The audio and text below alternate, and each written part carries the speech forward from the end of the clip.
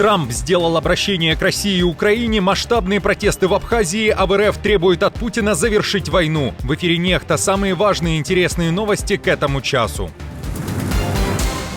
Резкое заявление избранного президента США. Услышат ли призыв республиканцев в Москве и Киеве? И почему в Лондоне заговорили о новом конфликте? Никому не нужны и хотят мира. В РФ назвали войну войной и потребовали от Путина остановки боевых действий. Мы просим вас закончить эту проклятую войну, которая унесла много жизней невинных людей. В Беларуси масштабная волна задержаний. Лукашенко готовится к торговле людьми. Что происходит? Друзья, всем привет! Буду рад вашему лайку, подписке и репосту. Вы прекрасно знаете, что для нас это очень важно. Оставляйте также свои комментарии. И спасибо вам за обратную связь. Об актуальных и важных событиях прямо сейчас начнем. ВСУ атаковали военный аэродром Крымск в Краснодарском крае России. На территории этой авиабазы, по информации из открытых источников, базируются истребители Су-27, Су-30, а также вертолеты К-27. О том, что этот объект оказался под ударом, сообщил руководитель Центра противодействия дезинформации при СНБО Андрей Коваленко. В то же время губернатор Краснодарского края в своей сводке не пишет об ударе по военному объекту, уверяет, что обломки беспилотников упали на территории 4 домовладений. На месте ЧП работают экстренные службы, о текущей ситуации докладывают главы районов. Обязательно будет дана оценка материальному ущербу, и местные власти помогут с восстановлением пострадавших домов. В российском Минобороны, как всегда, заявлений о потерях нет. Уверяют, что перехвачено либо же уничтожено более полусотни дронов. И не только над Краснодарским краем, но еще и над территорией Белгородской области, над акваторией Азовского моря и над Крымом. Армия РФ ударила дронами по Одессе. Разрушен многоквартирный дом в центре города. Также поврежден магистральный трубопровод централизованного отопления. В областной военной администрации заявили, что от удара российским дроном погибла женщина. 8 человек получили ранения, в том числе и дети. 40 тысяч жителей города остались без отопления. В украинском офисе президента этот удар назвали терактом, а Путина террористом, которому нравится воевать с гражданскими. Тем временем ABC News со ссылкой на собственный анализ сообщает, что Россия увеличила интенсивность атак беспилотников «Шахед» на украинские города примерно на 44% за неделю после победы Дональда Трампа на президентских выборах.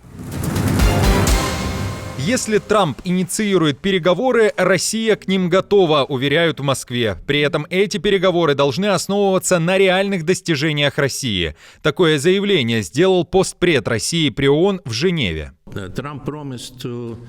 Трамп пообещал урегулировать украинский кризис за одну ночь. Хорошо, пусть попробует. Но мы реалисты и, конечно, понимаем, что этого никогда не произойдет. Но если он начнет или предложит что-то, чтобы начать политический процесс, это приветствуется. Мы открыты для мирных переговоров, но не на основе постоянно меняющихся пожеланий Украины, которые меняются от месяца к месяцу. Вместо этого эти переговоры должны основываться на реалиях и прежде всего на соглашениях, достигнутых в Стамбуле, с учетом сегодняшних реалий на местах.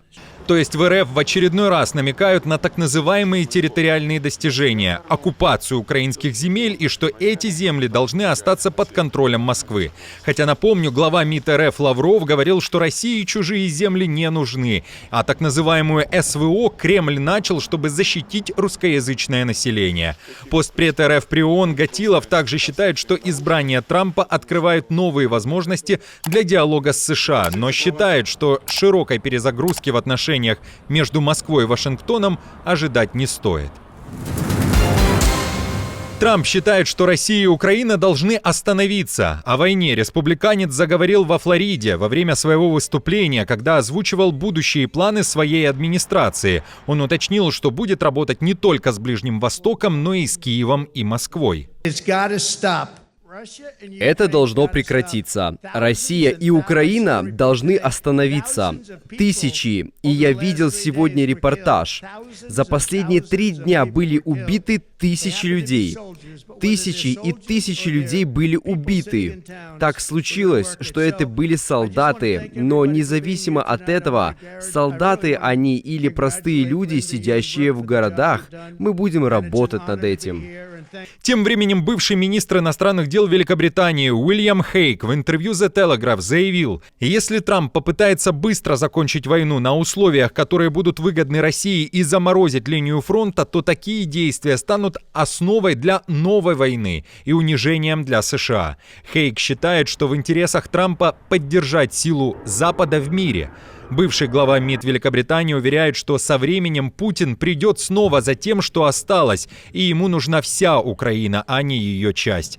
А согласны ли вы с тем, что новая война может начаться, если сейчас линия фронта будет заморожена? Поделитесь своим мнением в комментариях. Закончить войну требуют от Путина жители села Ольговка Курской области. Для этого они записали специальное видео, в котором рассказали о том, как война ворвалась в их жизнь. Россияне жалуются на то, что после 6 августа их быт изменился. Пейзажи родного села, которое задело боевыми действиями, теперь похожи на сцены из фильма ужасов. Часть жителей погибла, так как не была объявлена эвакуация. Часть теперь бомжи, так как дома разрушены. В обращении переселенцев говорится, что они не нужны собственным соотечественникам, которые наживаются на них, сдают втридорога квартиры, а выплат от государства ни на что не хватает. Уважаемый Владимир Владимирович Путин, услышьте нас наконец-то! Помогите всем жителям приграницы вернуться на ту жизнь, которая была у нас до 6 августа 2024 года. Дайте жителям приграничные сертификаты на постройку или на приобретение уже готового жилья. На приобретение готового жилья мы не согласны. На постройку типовых домов. Нам не нужны эти карточные домики. Почему нас это никто до сих пор не слышит? Уже 3 месяца мы живем как в аду. Куда нам обращаться? Где нам найти свое спасение? Мы просим вас закончить эту проклятую войну, которая унесла много жизней невинных людей. Напомню, что 6 августа ВСУ начали свою спецоперацию в Курской области. В Украине говорили, что она необходима для создания буферной зоны и для уменьшения обстрелов со стороны российской армии украинского приграничья. До того, как боевые действия не пришли на территорию Курской области, жители этого региона не призывали Путина остановить войну. К тому же в РФ вторжение в Украину называли так называемой специальной военной операцией, а не войной. Как считаете, услышит ли Путин жителей Ольговки и почему до сих пор не приехал под Курск? Оставьте свое мнение в комментариях. Режим Лукашенко продолжает применять репрессии в отношении белорусов. По всей стране прошла новая волна задержаний. На этот раз уже родственников политзаключенных. Об этом сообщает правозащитный центр «Весна». КГБшники провели обыски у многих людей на предмет получения помощи, пишут правозащитники, и отмечают резкое усиление репрессий в последние 2 месяца. Вероятно, что это может быть связано с предстоящими так называемыми выборами президента. Тем временем в Демсилах Беларуси политзаключенных назвали заложниками, которые нужны Лукашенко для торга. Лукашенко всегда торговал людьми. Как бывший посол, как бывший министр, я помню, я даже участвовал в 2015-2016 годах в переговорах с Брюсселем, с Парижем, с Мадридом о снятии санкций с режима Лукашенко за освобождение политических заключенных. Убежден в том, что Лукашенко будет пытаться вновь использовать это, но мы понимаем, что те люди, которые выходят из тюрем, даже сейчас, в последнее время, они, во-первых, попали в эти тюрьмы незаконно. Говорить об обмиловании в отношении лиц, которые не совершали преступления, абсолютно некорректно. Они находятся далее под милицейским надзором, наблюдением. Фактически судимость с них не снимается. У них многих лишена возможность выехать за пределы Беларуси. Но и при этом, даже если люди выходят из тюрем, Лукашенко одновременно сажает вновь и вновь белорусов в тюрьму. Абхазия протестует. Под парламентом и администрацией так называемого президента оккупированной республики произошли массовые столкновения с полицией. Местные недовольны инвестиционным соглашением между Москвой и Сухуми. Непризнанные власти Абхазии рассматривают этот проект как стимул для местной экономики, в то время как противники считают договор прямой сдачей интересов. BBC пишет, что в Абхазии, которая зависит от российского финансирования, боятся прихода в республику российского бизнеса, который лишит местных заработка на туризме. Заседание в парламенте, на котором должны были ратифицировать документ между РФ и Абхазией, отложили, но демонстранты заявили, что не намерены расходиться. Это народовластие. И народ единственный, кто обладает властью сегодня.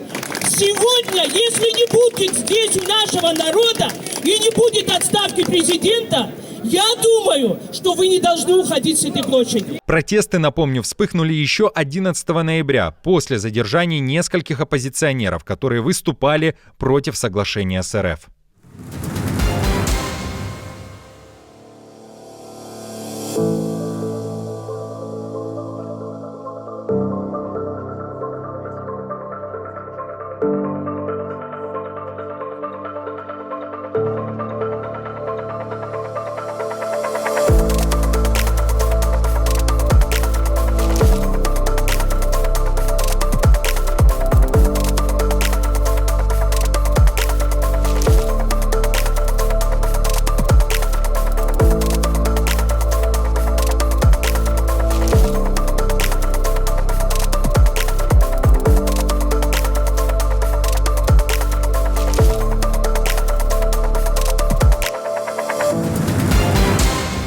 Друзья, на этом все. Не забудьте оставить свой лайк и комментарий. Мы же с командой продолжаем следить за самыми важными новостями. Оперативную информацию от Нехта ищите, как всегда, в наших телеграм-каналах или на платформе X. Спасибо вам за доверие и то, что остаетесь с нами. До новых встреч и хороших вам новостей.